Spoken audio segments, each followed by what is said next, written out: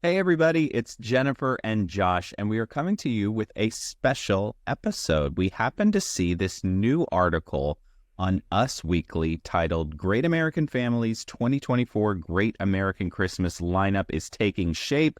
See all the movies. And we just had to talk about it. I mean, because last year during the draft, Jennifer, we really wanted to do more Great American Family movies, but when we were doing the draft, there just weren't any out there for us to draft from. So it seems like they're really trying to mix it up and actually set the stage a little bit better this year.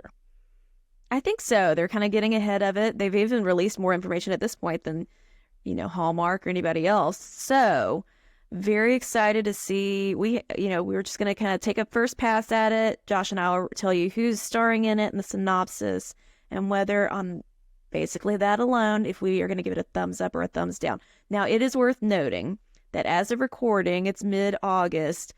A lot of these have working titles, and we know from past experiences it's going to change. So The creative this might become dated, and it ebbs and flows. So this is just the information we have as of mid-August, and we're going to respond and let you know what we think we might want to watch. You can let us know in the comments on our socials and on the YouTube video what sounds good to you, what you're excited about. We love to hear it. And it's exciting, Josh. This is fun. This is our first it's not the draft, but it's just kind of a little preview app of what's to come for the 2024 Christmas season. Now, I did look, and Great American Family has a countdown to Great American Christmas on their website.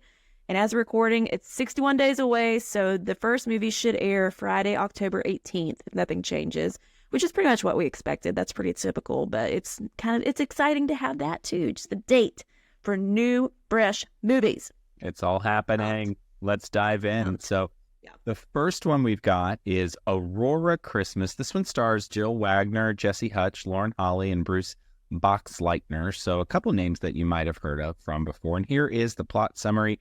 Erin joins her dad, Doug, for a Christmas in the family's former hometown of Aurora on a mission that is part business, selling the family home, and a major bucket list item for Erin to see the Aurora Borealis light up the northern sky. Realtor Lori and family friend and local tour guide Trevor create a Christmas inspired at every turn by faith, love, and hope, so much so that Christmas bells hung over decades in a forest grove ring an unbroken song, a harbinger of miracles to come. Wowza.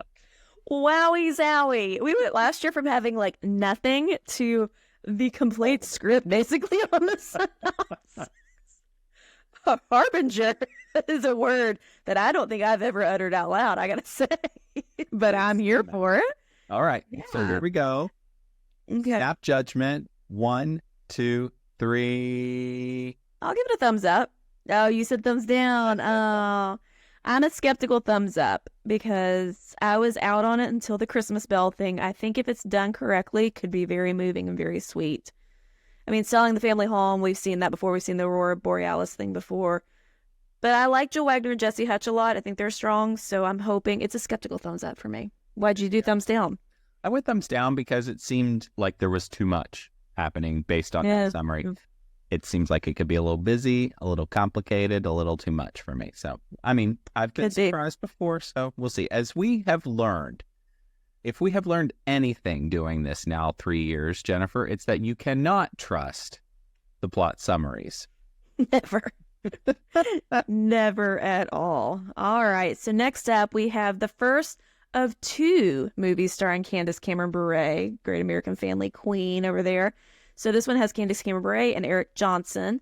We've got the Dine and Dash Diner has a stack of mounting unpaid bills, forcing its owner, Desi, to sell her beloved mint condition cherry red 1964 Ford F-150, a gift from her deceased father. As Desi visits the vintage truck one last time, she discovers a recorded message from her dad on an old audio cassette. Desi's dad's voice sends her and Old Red out to retrace her family's most memorable moments one last time. Just as the journey begins, Desi meets Grayson, who offers her a generous payment in exchange for a ride to close the most important deal of his life. Little do Desi and Grayson realize the less traveled road will reveal more about each of them than they could have ever known. And all right, snap judgment. Ready? 1, 2, 3. Snap. We give 2 thumbs up. Yeah. 2 thumbs up. What seals it for me and gets my interest peaked is the recorded messages from her dad, and she's kind of traversing this whole road trip and memories thing. I think that can be very sweet. I think Candace Cameron Bure is just the type of actress who can pull that off with some sincerity and weight. So, then we get the big bad developer thing with the close the most important deal. I'm like, well, why are we always closing deals at Christmas? Guys, I know it's the end of the year, but come on. Nobody's doing that. The one thing that gives me pause, and by the way, this one is called A Christmas Less Traveled. That's the title for the time being. I didn't even say that. There you go. Well, it's a small detail. Anyway, the one thing that gives me pause is that this doesn't really smell like anything Christmas related. So I'm interested to see how they make this a Christmas movie. This looks like one of those that could happen at any time of the year. And I hope they don't just plop this plot down at the Christmas season. So we'll see. Now, on the Great American Family website, there is a very, very brief trailer of this one already. So I assume it will probably be an early release in the season. We'll see. Yeah. Well, she's the queen. So, they're going to really try to hang the season on her, I'm sure. Mm-hmm. All right, next one, we've got A Little Women's Christmas. This one actually has a local tie because they filmed this literally just down the street from my house. So here we go. This is Jillian Murray, Jen Lilly, Laura Osnes, Julia Riley, Trevor Donovan, and Jesse Hutch. So some big names here. A Little Women's Christmas is a contemporary retelling of the beloved classic novel following the lives and loves of the March sisters in a small Tennessee town at Christmas. That's all we got. So snap judgment. 1, 2, 3. 2 thumbs up. Yeah. Mm-hmm. I think this one is probably going to be one of their biggest ones that they really try to promote and go for this year because it is star-studded for Great American Family, of course. I mean, they don't have some of the heavy hitters that they still have over at Hallmark, but they're really trying to throw a lot at this one, I think. Yeah, no, I think it's a great cast. I don't know if this is a safe place to say this. I've never seen all of Little Women. That's okay. Okay. Well, my image of Little Women is just all the women like hugging on each other to stay warm. Like I feel like every time I see imagery, they're all just like cuddled up by the fire with blankies and things. And ironically enough, the picture that we are seeing is them all huddled up on the couch looking at a tablet this time because it's 2024. But anyway, yes, but I think that again, if done well, this could be a really great one. So I am excited about it. All right, let's see. Moving along here. Next up, we have A Prince in Paradise 2, A Royal Proposal. This stars Rhiannon Fish and Mitchell Bork. Olivia and Prince Alexander travel together to his family's majestic palace in Torovia to spend Christmas with their 2 families. Despite busy schedules that push the couple in different directions, the couple seems poised to come together for a magical and unforgettable Christmas until clashing cultures within the families lead to comedic mishaps. All right, snap judgments. 1, 2, 3. Yeah, 2 thumbs down first. But to be fair, I haven't seen the first one. Did you? No, didn't see the first one. But, we're not big fans of the royal ones because they can be, a little cheap. You've seen them one, you've seen them all. Yeah, yeah. But I do like Rhiannon Fish. She has done some really great work over at Hallmark. And I think that, didn't she make the move over to Great American Family? Isn't she there full time now? I had not heard that, but this seems like it. Yeah. So I do like her a lot. So she makes me want to watch the first one and see if the second one might be any good or not. But there you go. We'll see. We've got a working title for the next one. It's called A Royal Christmas Ball. And this one is Danica McKellar, so big deal over there, and Oliver Rice. Chelsea Jones is a dance instructor and studio owner in Chicago who inspires kids to find themselves through dance. Just before Christmas, Chelsea discovers a photo she's never seen before. Chelsea thinks the young woman is her birth mother, who passed away when she was only 5 years old. The woman is wearing a wedding dress, tugging on the hand of a man wearing a wedding ring, but that is all that can be seen of the man Chelsea believes may be her father. Okay. Wait, there's more. There's more. The photo's handwritten inscription reads, Our Place, Havenshire, December 23rd, 1984.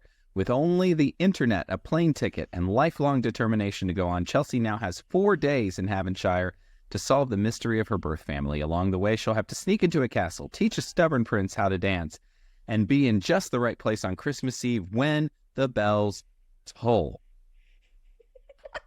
Oof. All right, here we go. Snap judgment. 1, 2, 3. No. I'm sorry. I like Danica, but what are we doing here? There is too much going on. They had me with finding the birth family journey. I was like, that's interesting to me. But then we got into dancing, royal dances and stuff. It's no. Yeah. Seems like there's a lot there. Yeah. Shoo. Okay. Next up, we have a Royal Christmas Ballet starring Brittany Underwood and Jonathan Stoddard. A retired ballerina is pressed into service working with a visiting team of royal ambassadors to put on the season's performance of the Nutcracker and finds herself center stage in an unexpected Christmas romance. Yeah. Snap judgments. 3, 2, 1. You did thumbs up. I did thumbs up for this one. I don't know. We've not seen a whole lot of movies that really center on dance like this. You know, I could be into something that's a little bit different. It is a royal kind of movie, so that's a strike for me. But, you know, it seems like something that's plain, simple, easy breezy. I think the Nutcracker premise could be fun. So I'm not a hard thumbs down, but, you know, we'll see. There you go. All right, moving on. Coming up next, A Shelter and Season's Greetings. This is a working title, thankfully. Yeah, it's a mouthful is what it is. Yeah, exactly. And here's the plot summary. Army vet Caleb, who was wounded in service, recovers with the help of therapy dogs from a local shelter run by Amber. As a sign of gratitude, Caleb volunteers at the shelter, though he notices one wealthy donor has his eye on Amber. Despite the patron's help, the shelter needs additional funds to stay afloat, so Caleb produces a holiday pet fair to bring the community together. As the pair becomes closer, Caleb confines a desire to repair the relationship with his parents that became strained after his injury. Amber has the perfect plan. All right. 1, 2, 3. I did thumbs down again. You like this one? Josh's thumbs up. Listen, I love a dog movie. I love a dog movie. I love a veteran story. Combine those with a familial reconciliation. This might be, the cry count might be soaring for me on this one. That's true. We haven't gotten a cry count this summer, I don't think, from you, Josh. You don't cry in the summer? I cry in the summer. Trust me, my therapist knows. Just for other reasons. If you're new to the podcast, Josh, we like to do Josh's cry count. And sometimes I cry, but usually Josh cries more than I do. And we have to tally it up. Always. What was the ringleader? Was it Holiday Road from Hallmark? Was the ringleader of cry counts last year? It got us both. Yeah, that was bad. I like the veteran premise. I've seen a lot of the animal shelter movies. I feel like not necessarily at Christmas, just in general. It was kind of a dime a dozen for me, but yeah, I could be surprised. All right, next up we have A Vintage Christmas starring Christopher Russell and Merritt Patterson. Love both of them. Tessa is a dedicated historian and preservationist in her hometown of Oak Creek, an old-fashioned and passionate protector of the nostalgic. Sparks fly when a business developer, Noah, arrives in Oak Creek. I said Noak Creek. Noak Creek. With plans to tear down an abandoned post office and replace it with a sleek, modern office complex. How dare he? There are internal and external struggles among many in the community to arrive at a solution that serves the greater good for all concerned. As the clock ticks toward Christmas, the race to settle the dispute through concessions and compromise is on. 3, 2, 1, go. Oh, I'm thumbs up and you're thumbs down. Why are you thumbs down? This feels like BBD, Big Bad Developer, and that's about it. It seems a little shallow to me, which is tough for me to give a thumbs down because I like both of the actors that are in this one. So... Let's see, it does have BBD written all over it, but I think these leads are strong enough that I think they're going to make it interesting. So I am optimistic. All right. Fingers crossed. The next one is A Wreath Maker Christmas. Rebecca, by the way, this one stars Kristen Willett and Casey Elliott. We love Casey Elliott. Let's just... End of story. What more do you need to know? Yeah, we are big stands of Casey Elliott. Yeah. Rebecca, a wreath maker rushing to get her holiday orders finished in time for Christmas, slips on icy steps. Oh no, injuring her arm. So we get a beam-op. Rebecca. Brief moment of peril. Yeah. Rebecca's next door neighbor, Jason, takes her to the hospital, and as days go by, Jason begins to sacrifice time at his family's bakery to help Rebecca with her wreath making. This creates questions within his family that Rebecca may be taking advantage of Jason's kindness and potentially at the expense of the bakery's busiest time of the year.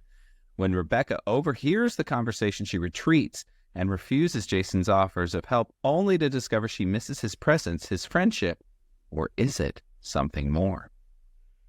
All right, hot take in 3, 2, 1. 2 thumbs up. Of course. Yes. Really, when you say Casey Elliott, that's all I needed to put my thumb up. I mean, we've seen him in both of the Destined at Christmas movies. He's charming. He's relatable. I hope the same will be true, and I think it will be in this movie. And, I don't think we've seen a wreath maker. We've seen lots of little, ornament makers, Christmas tree farm people, fancy rear poinsettia people. I don't think I've seen a wreath maker, so I think it could be really cute. And he's a baker, so we're going to get a baking montage. I mean, come on. What more could you want? What more do you? Nothing more. All right. Next up, we have Jingle Bells, Wedding Bells, starring Candace Cameron Bure and Cameron Matheson. So this is her second of the season, y'all. Gracie is Peachtree Inn's perfect wedding planner whose mantra, no problems, only solutions waiting to be discovered, makes blushing brides' dreams come true. When Charlie brings his sister and future brother-in-law to their former hometown of Butler, South Carolina, expecting to create a magical Christmas Eve wedding at the end for Lindsay and Josh, the trio is stunned when Gracie stubbornly declines the job, saying it is not possible to pull off the perfect wedding 2 weeks before Christmas. Eventually, Gracie relents and agrees to plan the wedding, only to discover there are more hurdles to overcome than expected. 3, 2, 1. 2 thumbs up. Again, I'm going to give a thumbs up due to the strength of these leads. I mean, come on. And I like a Christmas wedding trope. It reminds me, Josh, of Up TV's Yuletide the Knot that we reviewed last year on the podcast, except that was a little different as far as the relationships go. But don't try to plan a wedding at Christmas. And furthermore, hey, guys, if you invite me to your Christmas wedding, I'm an immediate no. Thank you on the RSVPs. I will send you a gift. I'm not coming to your Christmas Eve wedding. Precisely. And I don't blame Candace Cameron Bure for being like, no, this is too much. So it could be fun. I think there's a lot there that could be really fun to watch. Agreed. Next up, we've got Love at the Kettle. This one stars Alexis Penavega and Carlos Penavega. So married power couple over there at Great American Family. Up-and-coming singer-songwriter Bella Harlan comes home for Christmas and enlists her high school songwriting partner, Jack Brayton, to craft a song to win back her rock star boyfriend by Christmas. As the two reunite for the first time in a decade, they embark on a Christmas journey down memory lane and soon realize true love may be closer than they thought. The heart of the movie centers on Jack's role with the Salvation Army, and Bella soon finds herself inspired by his devotion and passion to a life of doing the most good. Let's see it. 1, 2, 3. 2 thumbs up. Yeah. I love them. I think it could be very sweet. I mean, I was a little lukewarm on it, but I think his devotion to the Salvation Army could be a sweet trope, or not trope, but like a bit. So, what'd you think? I agree. I think these two are great actors. Plus, to get one that's sort of more musical in nature, I think is going to be a nice touch. And I just think they're going to do a good job with that. I think that these ones that they're sort of hanging on their stable of recognizable stars, I think they're certainly going to try to put as much effort into those to make them good. So I'm optimistic this is going to be a good one. Yeah, same. Next up, we have My Grown-Up Christmas Wish, starring, guys, Mario Lopez and Courtney Lopez. Now, I was a big Saved by the Bell girl, okay? So you already know where I'm going to go with this, but all right. Mayor Brian Ortega is beloved in the idyllic community of Long Grove. While decorating for Christmas with the residents, Brian discovers his childhood Christmas wish list, which magically begins to come true, reminding Brian about the spirit and joy of the holiday. Returning to town for Christmas is Brian's childhood friend Nina Myers, and soon a connection becomes undeniable as she helps Brian face a new challenge for the town. As Brian's wishes come true, he inspires the town to showcase its warm culture and values in order to stop the modern world from stifling the charm and heart of Long Grove. All right, let's do it. 1, 2, 3. 2 thumbs up. I'm excited. Yeah. Great American Family was so pumped to snag Mario Lopez. Yeah, he's done a lot of Lifetime movies. They were very jazzed to get him on their network, as they should be. He's a big get. So I am very excited to see what his first big Christmas movie is like over there. Same. I'll be interested to see how it goes, how it's received, and whether this is going to be sort of another one of these big stars that they try to build this brand on. So I'm excited about that one. And last in this one, 13, so a baker's dozen, if you will, is The Fabric of Christmas, just a working title here. This one stars Harmon Walsh and Farrell Young. Liam Sullivan, a firefighter, and Amy Walker, a quilting teacher, are drawn together to make the perfect quilt for Liam's sister Lauren's Christmas wedding. After a rocky start, the pair is forced to put differences aside and decide what is most important this Christmas. In 3, 2, 1. 2 thumbs down. Yeah. Sounds like I mean, it's to me. And another Christmas wedding. We needed 2 Christmas weddings out of 13. I don't know. Yeah, it seems. I mean, I'm sure it's fine. I think it'll be inoffensive and whatever, but I don't think it's going to be a showstopper for me personally. There you go. Maybe not dedicated viewing. So those were the 13 that we're hearing right now coming out of the gate for Great American Family. Jennifer, your impressions. What are you thinking about their crop of movies that we're seeing from them so far? I think there's a lot to like here. I mean, even the ones that I gave a thumbs down to, they weren't necessarily bad or crazy. It was just kind of like, compared to the rest, they can't, I mean, what are we doing if we give them all thumbs up, right? We have to be critical. So there are definitely more that I'm more excited about than others, or some that I'm more excited about than others. What did you think? I agree 100%. I think last year they were really just trying to get their footing, I think, in this space to figure out what's their brand going to be, what's going to hit with viewers, who do they need to have starring in these movies. And so I think what we're seeing this year is a little bit more of a solidified strategy and really kind of trying to give people more of what they want at the holiday season. So I'm optimistic that some of these are going to be really, really good. So I'm like Barry excited. said, the fact that it's mid-August and we're already hearing so much detail about these movies, even if the titles change, I don't care. But I'm very encouraged by that because, like you mentioned, last year it was mid-October and we didn't know anything really that was happening other than the Destined to Christmas sequel, which we did review. But yeah, very excited. There's a lot of energy here and we'll see what happens. We will. And one thing you can bet, dear listener, is that we are all in for this season. And we are going to be here for you, with you, recapping, reviewing, laughing, and enjoying everything to do with holiday movies because it is, in fact, the most wonderful time of the year. I can't wait, Jennifer. I'm so excited. I was sniffing my Christmas candle earlier today. Can't get here soon enough. So 2 months from today, on the 18th, we should start getting the new rollout of films from all these networks. So wahoo, let's go. No, let's go. And now would be a great time for you to connect with our podcast. We would love for you to subscribe on YouTube. If you're watching us there, that way you can get early notification when new episodes drop. And if you're listening to us on your favorite podcast platform, go ahead and write a 5-star review or, connect with us on our social media channels. We love to hear from you. We want to know what you're thinking about the upcoming season as well. What are you excited about?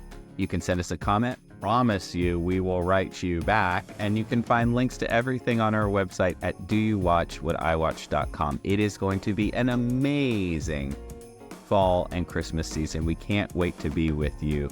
And until then, may your days be merry and bright. We'll see you next time.